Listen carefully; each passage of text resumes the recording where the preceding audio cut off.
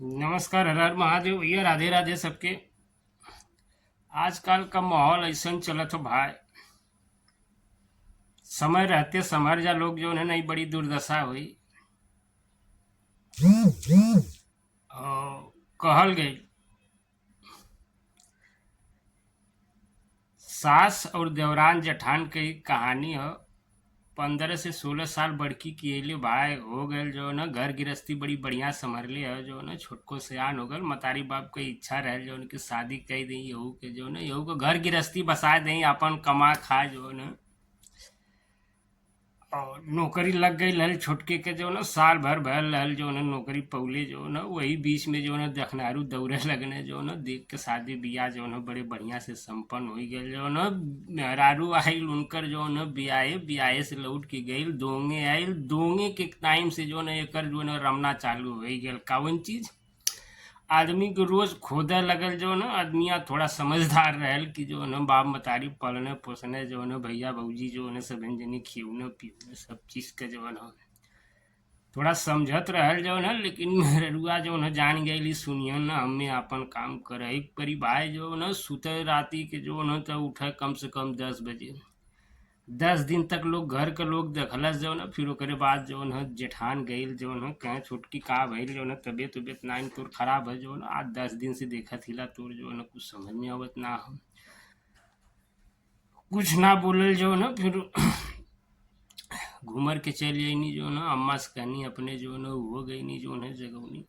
कहनी हमके कुछ ना चाहिए, हमके अलगे कैदा जो ना, हमरे आदमी के सब कमाई खात है जो ना, हमके ही अच्छा ना सीधा कह दिलस भाई जो ना। हम 10 बजे उठब जो न, नहाइब धो पूजा पाठ करब तबे बनाइब जो न। ओकरे पहले हम कुछ ना करब जो न, चाहे केहू के निक लगे चाहे खराब लगे जो न, मनाई वैसे चल जाए। यानी ठीक है, कुल तो हो जाए लेकिन हल्का एकदम ना हो जो न। कहत कह सासू झगड़ा जिन मचावा, हमके अलगा गई दनाम।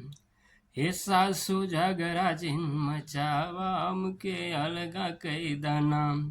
हे हमके अलगा कई दाना हो, हमके अलगा कई दाना। सासू झगड़ा जिन मचावा, हमके अलगा कई दाना।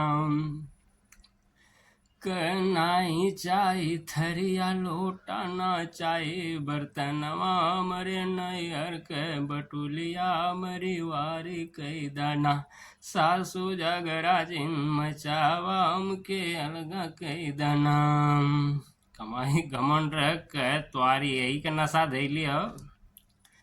बूढ़ा कहनी जो न, एक लाइन और कहला सुधुलिन का कहले हो। कहे कि अरे नहीं चाहे तकिया तो सकना चाहे रजाए, हमारे नैहर के मसरे हमारी वारी कई दाना।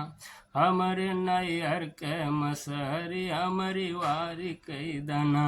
हमारी वारी कई दाना हो, हमारी वारी कई दाना। हमारे नैहर के मसरे हमारी वारी कई दाना। एक लाइन और कहलस का कहती हो। अरे नहीं चाहिए सास ससुर, ना चाहिए जेठ जेठानी। अरे नहीं चाहिए देवर और देवरानी, हमके ना हमरे अम्मा के दम दवा, हमारी वारी कई दाना।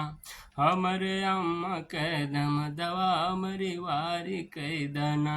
सासू झगड़ा जिन मचावा, हमके अलगा कई दाना।